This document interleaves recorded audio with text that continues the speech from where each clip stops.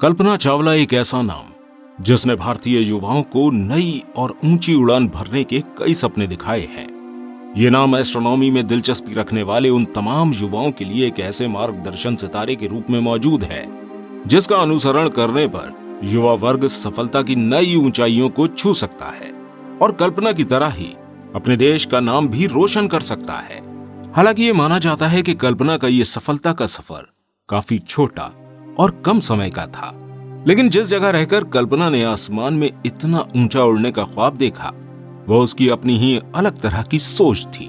हरियाणा के एक पारंपरिक परिवार की लड़की द्वारा एस्ट्रोनॉट बनने की इच्छा रखना किसी न पूरा होने वाले सपने की तरह था, पर कहा जाता है जहां चाह वहीं राह। इन्हीं शब्दों को पूरा करके दिखाया था भारत की बेटी कल्पना चावला ने। नासा द्वारा भेजे गए स्पेस मिशन के कामयाब होने के बाद लौटते समय स्पेसक्राफ्ट की दुर्घटनाग्रस्त हो जाने से कल्पना चावला और उस स्पेसक्राफ्ट में सवार सभी मेंबर्स की असमय ही मृत्यु हो गई। इस घटना ने उस समय न केवल भारत बल्कि संपूर्ण विश्व को हिला कर रख दिया था। हालांकि अचानक होने वाली इस दुर्घटना के बारे में नासा को पहले से जानकारी थी, इसलिए कई लोग नासा को इस घटना का जिम्मेदार ठहराते हैं। लेकिन दोस्तों, कई ऐसे कारण थे जिनको देखते हुए हम नासा या उसके वैज्ञानिकों को इस दुर्घटना के लिए जिम्मेदार नहीं ठहरा सकते हैं। तो आखिर कौन था इस दुर्घटना का जिम्मेदार, आइए जानते हैं आज की इस वीडियो में। और दोस्तों, आज की अपनी इस वीडियो में हम कल्पना चावला के साथ घटित हुए हादसे की विस्तृत चर्चा करते हुए नजर आएंगे। साथ ही आपको बताएंगे कि किस तरह कोलंबिया विमान अंतरिक्ष से लौटते हुए महज पृथ्वी से 16 मिनट की दूरी पर अचानक कैसे दुर्घटना का शिकार हो गया। तो दोस्तों, इसके लिए हमारी वीडियो को लास्ट तक जरूर देखिएगा। कल्पना चावला भारतीय मूल की पहली महिला थीं जो अपनी काबिलियत के दम पर नासा द्वारा स्पेस में भेजे गए मिशन में मौजूद थीं। कल्पना का जन्म हरियाणा के करनाल जिले में 17 मार्च 1962 में हुआ था।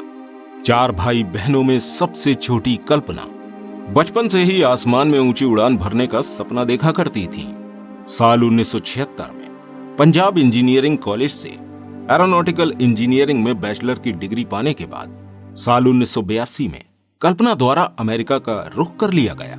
वहां पर कल्पना द्वारा एरोस्पेस इंजीनियरिंग में मास्टर्स किया गया। इसके बाद साल 1988 में यूनिवर्सिटी ऑफ कोलोराडो से न्यूरोस्पेस इंजीनियरिंग में पीएचडी होल्डर बनने के बाद फौरन ही उन्होंने नासा ज्वाइन कर लिया। इसके बाद साल 1991 में उन्होंने अमेरिका की नागरिकता प्राप्त करी। इसके बाद साल 1995 में नासा में मौजूद एस्ट्रोनॉट कॉर्प्स को ज्वाइन किया। दोस्तों, यहां आपको मालूम होना चाहिए कि एस्ट्रोनॉट कॉर्प्स नासा की वो ब्रांच होती है जहां पर नासा द्वारा सिलेक्ट किए गए विभिन्न एस्ट्रोनॉट्स को स्पेस में जाने की ट्रेनिंग दी जाती है। साथ ही उन्हें वहां के एटमॉस्फेयर से भी रूबरू कराया जाता है। वैसे भी कल्पना चावला को अलग अलग तरह के कई प्लेन्स उड़ाने का अनुभव था, क्योंकि वो एक सर्टिफाइड फ्लाइट इंस्ट्रक्टर थी। शायद इसी वजह से साल 1996 में कल्पना चावला को उनकी काबिलियत के दम पर उनके पहले स्पेस मिशन के लिए सिलेक्ट कर लिया गया था। अमेरिका के कैनेडी स्पेस सेंटर से 19 नवंबर 1997 को कोलंबिया स्पेस शटल द्वारा 6 एस्ट्रोनॉट्स के साथ उड़ान भरी गई, जिसमें कल्पना चावला भी शामिल थी। ये कोलंबिया स्पेस शटल की 24वीं उड़ान थी, जिसे STS-87 नाम दिया गया। इस स्पेस शटल द्वारा हमारी पृथ्वी की 252 बार परिक्रमा करी गई।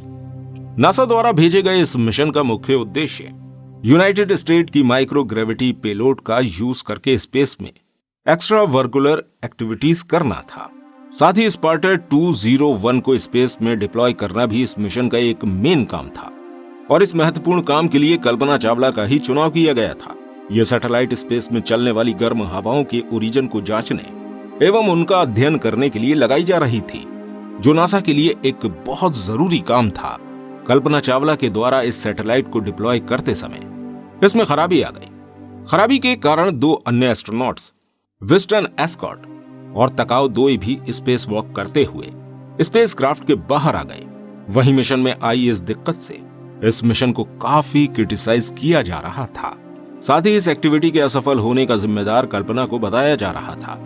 5 महीने तक चली नासा की इंक्वायरी के बाद यह बात साफ हो गई कि डिप्लॉय करते समय सैटेलाइट के सॉफ्टवेयर में ही कोई कमी आने की वजह से यह खराब हो गई थी, जिसकी वजह से स्पेसशिप में बैठे एस्ट्रोनॉट्स और ग्राउंड फ्लोर पर मौजूद कंट्रोल टीम के बीच होने वाला मिस कोऑर्डिनेशन था, न कि कल्पना चावला। इसके बाद 5 दिसंबर साल 1997 को यह स्पेस मिशन 15 दिन स्पेस में बिताकर लौट आया था। अब इस कंट्रोवर्सी में कल्पना को काफी नेगेटिव व्यू झेलने पड़े थे। हालांकि कल्पना ने इसके बाद भी हार नहीं मानी और वो अपने आने वाले प्रोजेक्ट्स में पूरी लगन और विश्वास के साथ जुटी रहीं।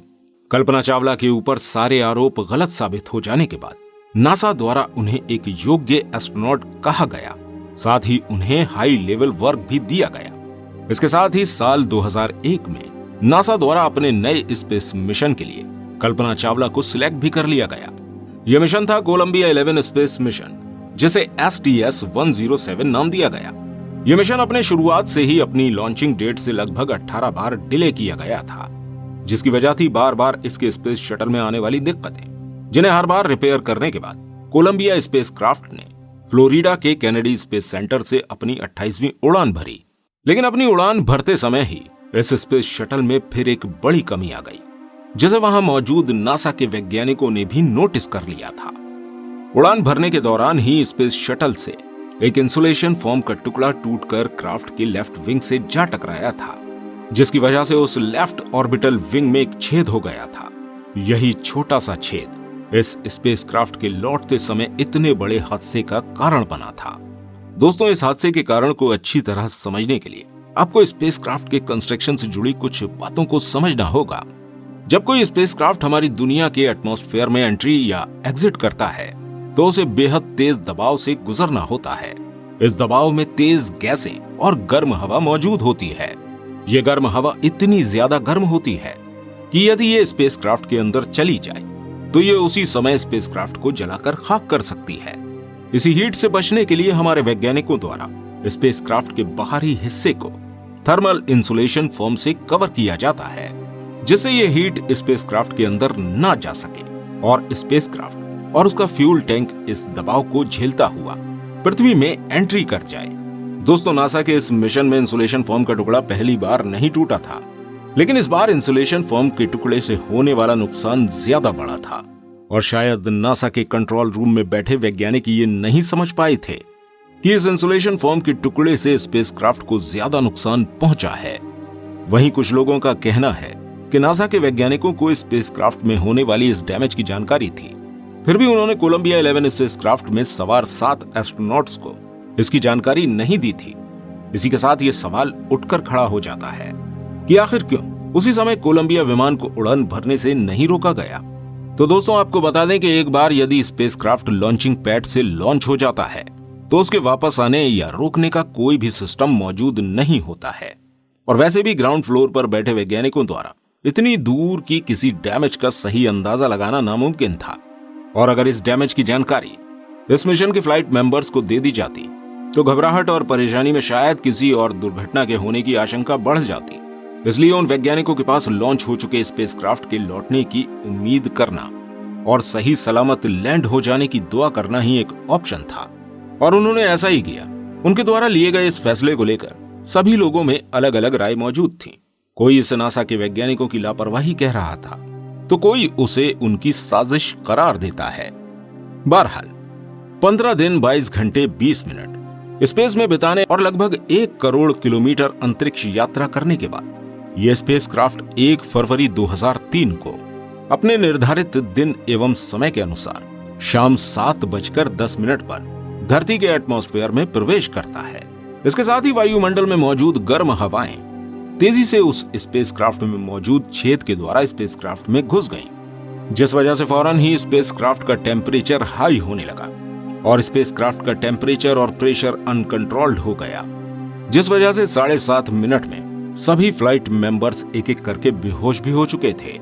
इसके कुछ ही मिनट बाद कोलंबिया स्पेसक्राफ्ट जलता हुआ आग के गोले के रूप में अमेरिका के टेक्सास शहर के ऊपर गिरता हुआ दिखाई दिया। इस भयानक नजारे को वहां के लोगों ने अपनी आंखों से देखा। वहां मौजूद लोगों के अनुसार आसमान में अचानक ही बहुत तेज आवाजें आने लगी थीं। साथ ही धुएं के बादलों के बीच में स्पेस शटल के टुकड़े आग के गोले की तरह नीचे की ओर गिर रहे थे। अपनी सफलता की कगार पर पहुंचकर भी ये मिशन सफल नहीं हो पाया और स्पेस मिशन के इतिहास में कभी न भूलने वाली घटना के रूप में दर्ज हो गया। साथ ही उसमें मौजूद एस्ट्रोनॉट्स, जिसमें हमारी भारतीय मूल की कल्पना चावला भी मौजूद थीं, इतिहास के पन्नों में अमर हो गईं। इस हादसे में मरने वाले एस्ट्रोनॉट्स में शामिल थे pilot William McCool, wing commander Rick Husband, payload specialist Ilan Ramon, mission specialist David Brown, Michael Anderson, Laurel Clark और कल्पना चावला। दोस्तों, इन सभी एस्ट्रोनॉट्स के सम्मान में नासा द्वारा अपने यहां कई बड़े प्रोजेक्ट्स के नाम इन्हीं सातों एस्ट्रोनॉट्स के नाम पर रखे गए हैं, जिन्हें आगे आने वाली पीढ़ी हमेशा याद रखेगी। साथ ही भारतीय मूल की कल्पना चावला भारत में इन फ्यूचर एस्ट्रोनॉट्स के लिए एक इंस्पायरिंग पर्सनैलिटी के रूप में हमेशा पहचानी जाती रहेंगी। दोस्तों, आज की हमारी इस वीडियो में बस इतना ही। उम्मीद करते हैं आपको ये वीडियो अच्छी लगी होगी। दोस्तों, आपसे एक बार रिक्वेस्ट करते हैं कि कमेंट सेक्शन में जाकर कल्पना चावला का नाम जरूर लिख दीजिएगा। मिलते हैं आपसे अगली किसी वीडियो में। तब तक हमारे चैनल पर मौजूद और वीडियोस को जरूर देखिएगा। Good bye.